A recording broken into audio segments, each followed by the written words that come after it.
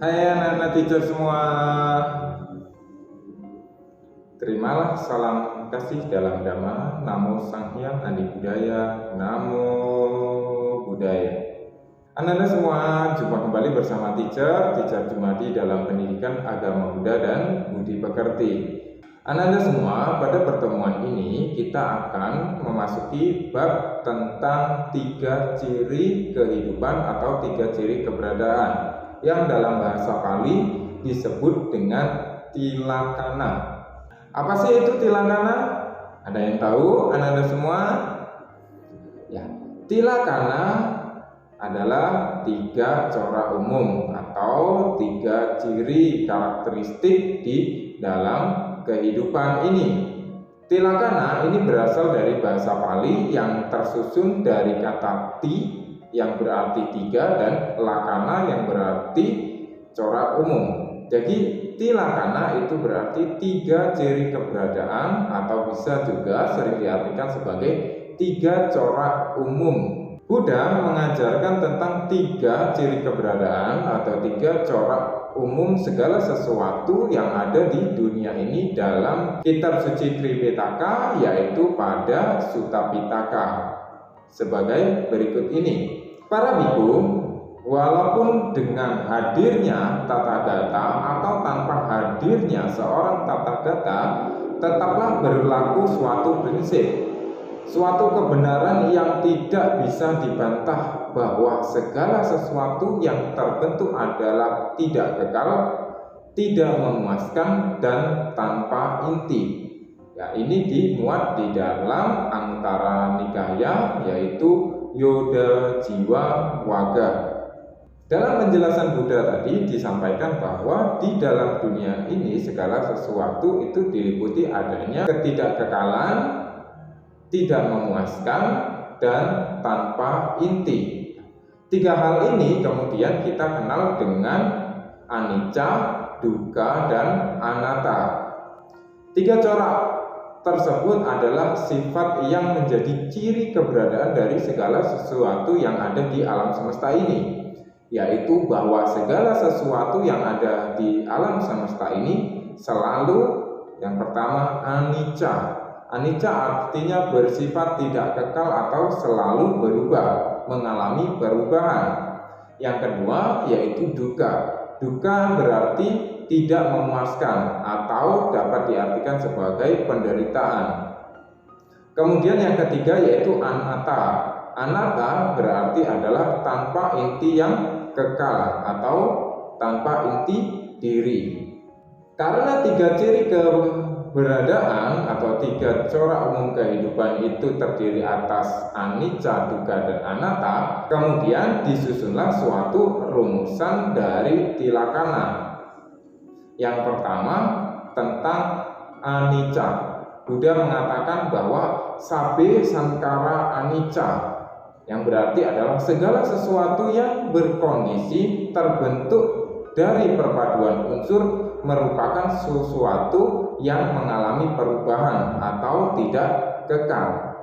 Kemudian tentang dukkha, Buddha merumuskan sabbe sankara dukkha, yang artinya adalah segala sesuatu yang berkondisi terbentuk dari perpaduan unsur merupakan suatu yang tidak memuaskan dan menimbulkan penderitaan. Kemudian yang ketiga yaitu tentang anatta. Buddha merumuskan dengan kata sabbe dhamma anatta, bahwa segala sesuatu yang berkondisi dan juga segala sesuatu yang tidak berkondisi merupakan suatu yang tidak memiliki inti yang sejati atau tanpa inti yang kekal. Baiklah, selanjutnya kita akan membahas pengertian masing-masing dari tilakana yang terdiri atas anicca, dukkha, dan anatta. Yang pertama kita akan membahas tentang anicca. Apa sih itu anicca? Tadi teacher sudah jelaskan. Anicca adalah ketidakkekalan atau selalu berubah. Dalam Mahaparinibbana Sutta, Buddha menjelaskan bahwasanya anicca adalah tidak kekal segala sesuatu yang terbentuk. Segalanya muncul dan lenyap kembali. Mereka yang muncul dan kembali terurai. kebahagiaan akan tercapai bila segalanya telah harmonis. Kemudian kata anicca sendiri itu berasal dari susunan kata yaitu an dan nicca. An itu sering diterjemahkan sebagai tidak atau bukan. Nah, sedangkan nicca itu berarti adalah tetap, selalu ada, kekal atau abadi. Jadi ketika an dan nicca ini digabungkan menjadi anicca, itu berarti adalah tidak kekal atau selalu berubah, tidak abadi. Kemudian bagaimana kita bisa mengerti adanya proses anicca di dalam kehidupan ini? Suatu fenomena yang ada di alam semesta ini selalu dalam keadaan yang bergerak dan mengalami proses. Apa itu prosesnya? Prosesnya yaitu upadana, yaitu timbul, kemudian titi, yaitu berlangsung, dan banga, yaitu berakhir atau lenyap. Contohnya di dalam kehidupan kita sebagai manusia, kita mengalami yang namanya upadana. Upadana kita adalah kita terlahir di alam semesta ini, terlahir sebagai manusia. Kemudian kita mengalami titi atau keberlangsungan, di mana kita setelah lahir ini akan mengalami proses kehidupan atau melangsungkan proses kehidupan hingga nantinya kita akan mengalami satu proses yang dikatakan sebagai banga, yaitu berakhir atau lenyap. Yaitu setelah kita mengalami proses kehidupan, kemudian kita akan mengalami yang namanya kematian.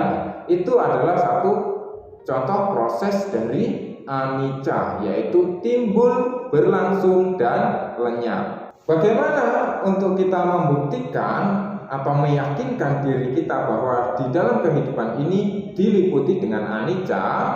Tadi teacher telah menjelaskan tentang bagaimana proses kehidupan kita, bagaimana tubuh kita sendiri. Anda semua pasti di dalam kehidupan ini, kita semua dapat melihat bagaimana hidup kita atau badan kita yang tadinya waktu kita bayi itu kita kecil, kemudian sekarang kita menjadi tumbuh besar. Nah, itu juga dikatakan sebagai proses yang tidak kekal atau mengalami perubahan. Perubahan apa? Dari kecil menjadi besar. Kemudian Anda bisa perhatikan, lihat bagaimana fase dari kehidupan setiap makhluk. Contohnya, fase dari kehidupan bunga. Mulai dari biji menjadi tunas, tunas kemudian menjadi sebuah pohon kecil menjadi tumbuh besar kemudian muncullah bunga, kemudian bunga itu kemudian layu karena bunga itu sudah tua, kemudian mengalami proses kering dan akhirnya bunga itu pun mati. Begitu juga dengan fase kehidupan di binatang. Nah, kemudian bagaimana dengan yang tidak terlihat? Contohnya pikiran dan perasaan kita. Pikiran dan perasaan kita itu selalu berubah-ubah. Anda mungkin pernah mengalami, dan pastinya Anda ini mengalami satu ketika Anda mengalami satu perasaan yang bahagia, tiba-tiba Anda mengalami perasaan yang berganti menjadi perasaan yang tidak bahagia atau perasaan sedih. Nah, itu juga dikatakan bahwa pikiran atau perasaan sendiri pun tidak kekal. Kemudian kita bisa lihat orang-orang di sekitar kita, bagaimana mama kita yang dulu rambutnya hitam sekarang menjadi rambutnya berwarna putih karena mengalami proses penuaan. Begitu juga kita bisa lihat bagaimana cuaca, iklim, dan lingkungan di sekitar kita. Kadang hari begitu panas, namun tiba-tiba hari berubah menjadi hujan. Kadang hujan tiba-tiba menjadi panas, dan yang pasti terjadi adalah siang kemudian berubah menjadi malam, tidak kemudian siang terus. Nah, itu adalah bagaimana di dunia ini itu diliputi dengan adanya anicca atau ketidakkekalan. Oke? Kemudian apa sih akibat dari proses anicca itu sendiri terhadap diri kita? Proses anicca itu kadang membuat diri kita sedih, tetapi juga kadang membuat diri kita menjadi senang, happy, atau bahagia. Namun Ananda semua perlu diingat bahwa perasaan sedih itu juga akan mengalami keberlangsungan dan kemudian juga akan mengalami hilang.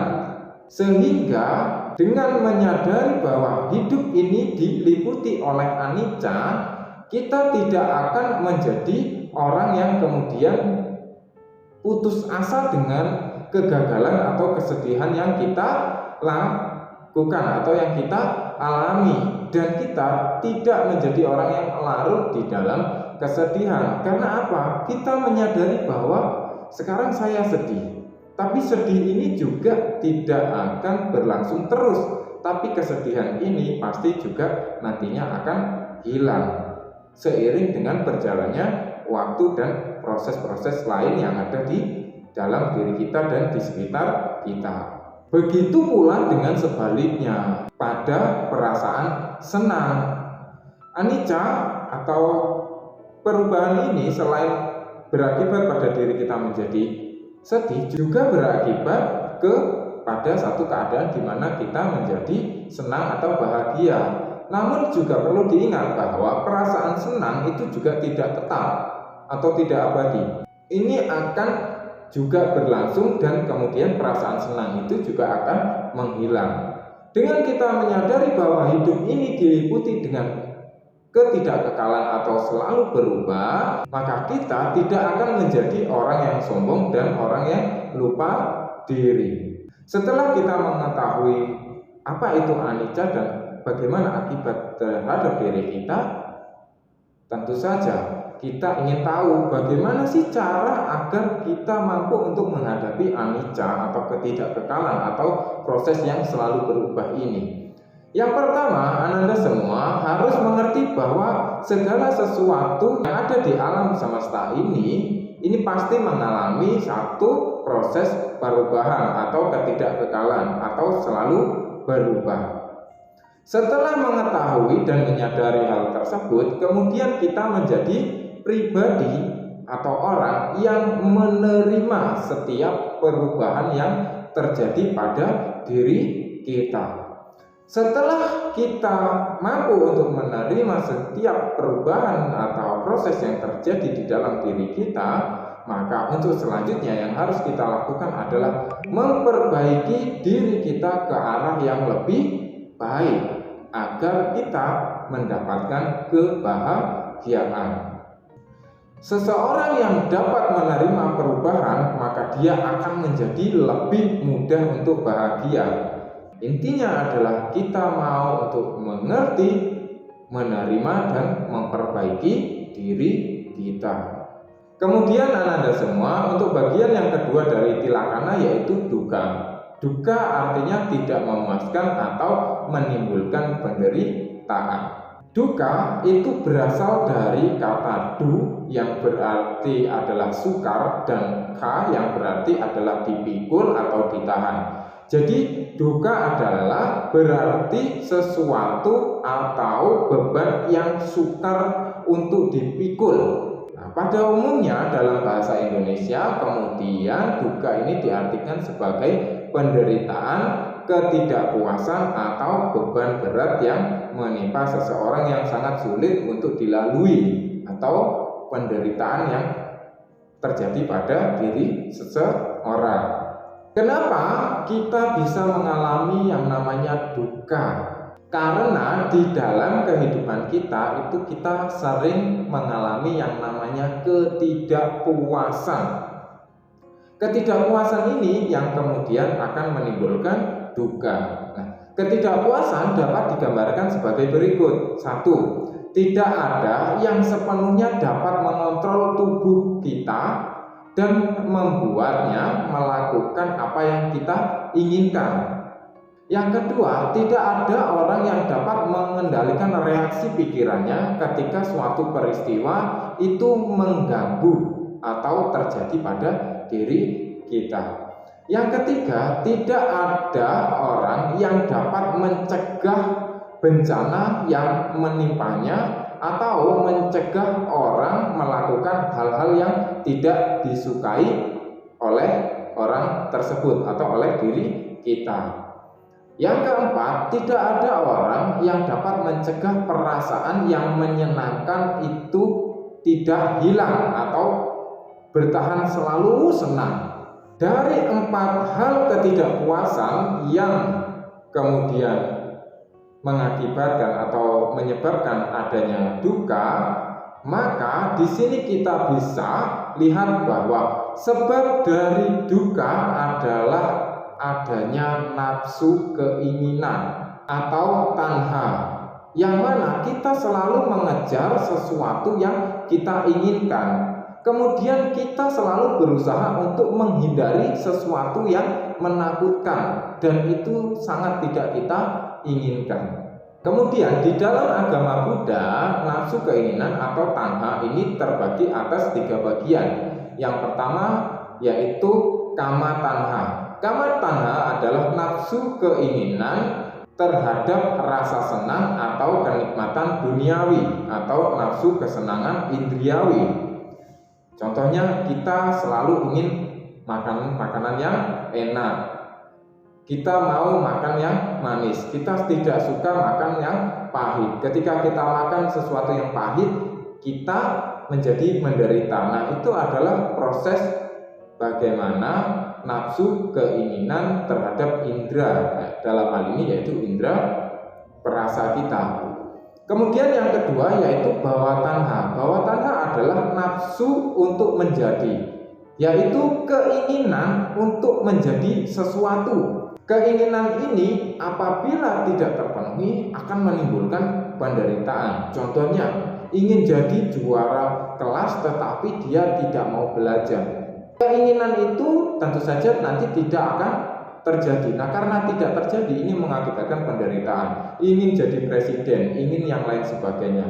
Kemudian yang ketiga yaitu wibawa tanha, yaitu nafsu untuk tidak menjadi atau nafsu untuk tidak ada, yaitu keinginan untuk tidak mengalami hal-hal yang tidak menyenangkan di dalam kehidupan ini atau di masa depan, seperti orang-orang atau situasi yang tidak menyenangkan lainnya. Contohnya adalah ketika seseorang ini tidak mau mengalami hal-hal yang buruk terhadapnya, kemudian karena rasa frustasi dan lain sebagainya, kemudian ia ingin mengakhiri hidupnya dengan bunuh diri. Contoh lain, kalau di dalam kelas kalian ditunjuk jadi ketua kelas, kemudian kalian tidak mau melalui proses penolakan, tidak.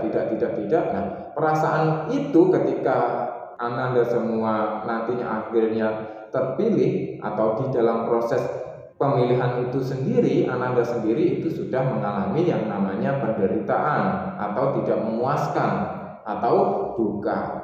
Kemudian macam-macam duka. Di dalam kehidupan ini ada beberapa macam duka yang kemudian oleh Buddha ini dikelompokkan ke dalam 3 bagian. Yang pertama yaitu duka-duka, yaitu duka atau penderitaan yang biasa yang dialami oleh manusia secara langsung melalui fisiknya, melalui panca indera dan pada perasaannya. Contohnya sakit, usia tua, berkumpul dengan orang yang tidak disenangi, dan lain sebagainya. Kemudian yang kedua yaitu wiparinama duka, yaitu duka atau penderitaan sebagai akibat dari adanya perubahan. Kemudian yang ketiga yaitu sankara duka, yaitu duka atau penderitaan yang timbul akibat dari kondisi-kondisi yang selalu bergerak atau berubah-ubah. Duka ini berhubungan dengan 5 kelompok kegemaran atau panca kanda. Setelah kita telah mempelajari bagaimana duka, kemudian sebab duka, kemudian macam-macam duka, tentu saja kita ingin tahu bagaimana sih cara untuk menghadapi duka atau kondisi yang tidak memuaskan atau penderitaan ini. Buddha dalam Manggala Sutta ada satu kutipan yang berbunyi Garawoca niwatoca santutica katanyuta kalena dhamma sawanang etang manggala mutamang. memiliki rasa hormat, rendah hati, merasa puas dengan yang dimiliki, ingat budi baik orang atau tahu berterima kasih, dan mendengarkan dharma pada waktu yang sesuai, itulah berkah utama.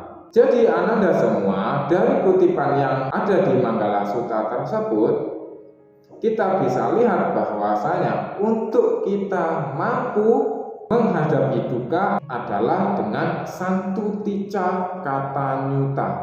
Apa itu? Bersyukurlah dan merasa puas dengan apa yang telah kita miliki. Kemudian yang kedua yaitu tidak banyak menuntut dan jangan banyak mengeluh. Dan yang ketiga adalah utamakan kebutuhan dan kurangi keinginan. Ketika seseorang mampu untuk bersyukur dan merasa puas dengan apa yang dimilikinya, maka keinginan-keinginan yang mengganggu pikirannya itu sedikit akan berkurang. Karena sedikit keinginan, maka pastinya akan mengakibatkan dirinya untuk lebih bahagia. Dan jangan menjadi orang yang banyak menuntut dan banyak mengeluh. Kenapa? Karena ketika kita banyak menuntut, menjadi kita banyak mengeluh. Banyak menuntut itu kalau tuntutan tidak terpenuhi atau keinginan tidak terpenuhi, membuat diri kita menjadi sedih. Untuk itu, agar kita tidak menjadi orang yang banyak menuntut dan banyak mengeluh, serta kita mampu untuk bersyukur dan merasa puas dengan apa yang kita miliki, maka di dalam hidup ini gunakanlah prinsip utamakan kebutuhan, kurangilah keinginan. Maka hidup kita akan menjadi lebih bahagia. Oke, untuk selanjutnya bagian yang ketiga dari tilakana yaitu anatta, yaitu tanpa inti yang kekal atau bisa diartikan sebagai tanpa inti diri. Anatta itu berasal dari kata an yang berarti adalah bukan atau tidak, dan atta itu yang berarti adalah sejati atau inti atau roh. Jadi ketika an dan atta itu digabungkan, maka dapat diartikan menjadi tanpa inti diri atau tanpa diri yang kekal. Kenapa? Karena diri ini terdiri atas perpaduan dari berbagai macam unsur. Untuk mengetahui atau meyakinkan diri kita bahwa di dalam kehidupan ini terdapat yang namanya corak kehidupan yaitu anatta, maka kalian bisa melihat bagaimana tubuh kita ini terdiri dari berbagai perpaduan unsur. Contohnya, di dalam tubuh ini tidak hanya ada satu elemen, ya, ada yang namanya daging, air, keringat, tulang, darah, dan lain sebagainya. Hal itu kemudian menjadi satu komponen yang kemudian membentuk tubuh jasmani kita. Nah, bagaimana ketika hal itu dihilangkan salah satu, contohnya tulangnya dihilangkan, yaitu maka diri kita tidak akan ada di dunia ini. Kemudian Ananda semua dapat lihat dari roti. Ananda pernah makan roti kan? Roti itu terdiri dari berbagai macam bahan yang kemudian disatukan menjadi suatu adonan, dan adonan itu kemudian dikukus ataupun di oven menjadilah sebuah roti. Jadi roti tidak mungkin bisa terdiri hanya dengan tepung saja. Harus ada komponen lain untuk membentuk atau membuat suatu yang dikatakan sebagai roti.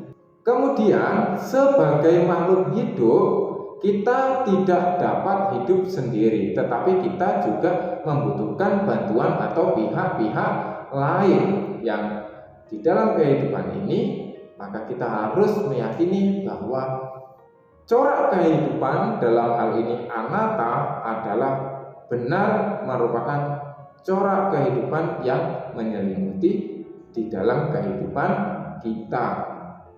Karena kita telah memahami bahwasanya di dalam kehidupan ini kita tidak dapat berdiri sendiri atau tidak ada segala sesuatu yang mampu untuk berdiri sendiri, tapi adanya komponen-komponen lain, maka kita harus menyadari bahwa kita tidak bisa hidup sendiri. Dari mana kita bisa melihat? Contohnya, kita bisa hidup dengan memiliki badan yang sehat itu karena makanan yang disediakan oleh orang tua kita, mama dan papa kita. Dari mana asal makanan itu? Makanan yang disajikan oleh orang tua kita kepada kita itu berkat jasa dari para petani. Setelah dari petani kemudian dilanjutkan ke pedagang. Dari pedagang kemudian dibawa ke pasar. Di pasar kemudian mama kita membeli.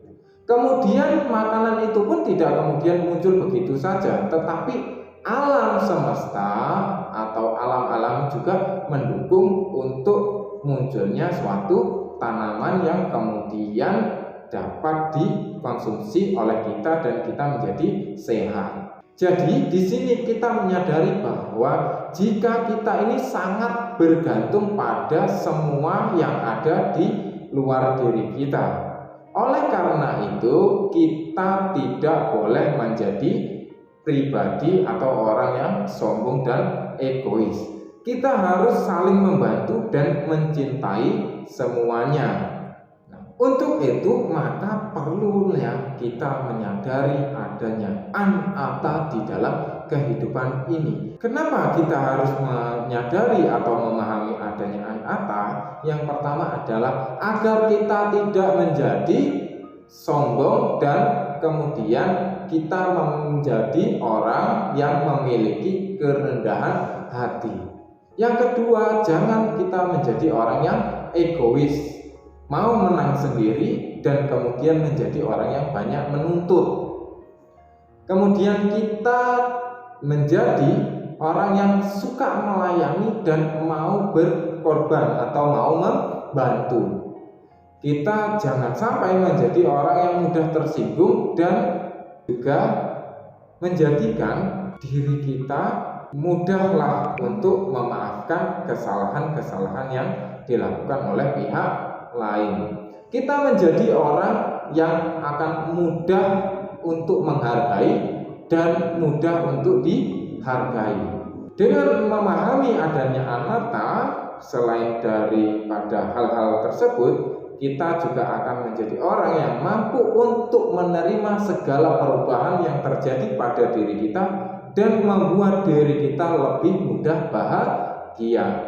Kenapa kita harus mau untuk mengerti dan memahami bahwa kehidupan ini diliputi dengan adanya anata, yaitu tanpa inti diri atau tanpa diri yang kekal, agar kita mampu untuk menjadi pribadi yang lebih baik dan kita menjadi lebih mudah untuk bahagia.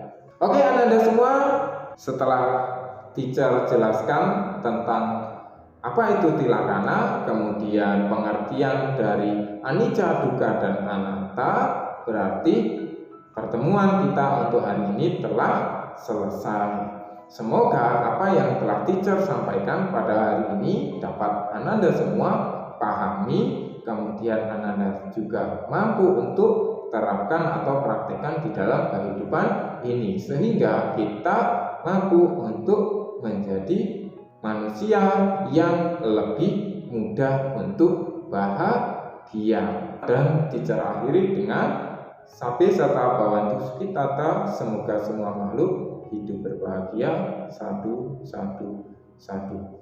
Namo Sang Hyang Adi Budaya. Namo